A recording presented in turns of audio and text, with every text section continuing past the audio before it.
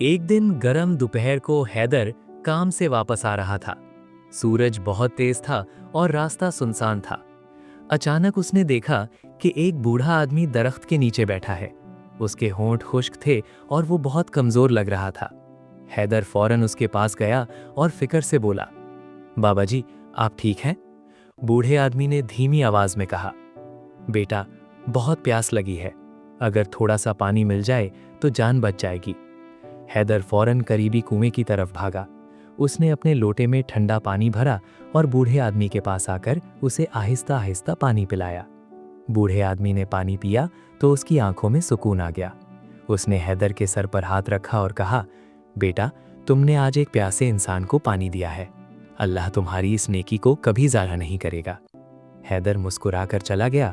उसने ये काम सिर्फ इंसानियत और अल्लाह की रज़ा के लिए किया था। कुछ दिन बाद गांव में एक अमीर ताजिर आया। उसे अपने काम के लिए एक ईमानदार और मेहनती नौजवान चाहिए था। जब लोगों ने उसे हैदर के बारे में बताया तो उसने फौरन उसे काम पर रख लिया। बाद में हैदर को मालूम हुआ कि वही बूढ़ा आदमी दरअसल एक नेक दिल अमीर शख्स था जो लोगों की नेकी आजमा रहा था। उस दिन हैदर को यकीन हो गया कि दिल से की गई एक छोटी सी नेकी भी इंसान की तकदीर बदल सकती है। सबक: नेकी कभी ज़ाया नहीं जाती।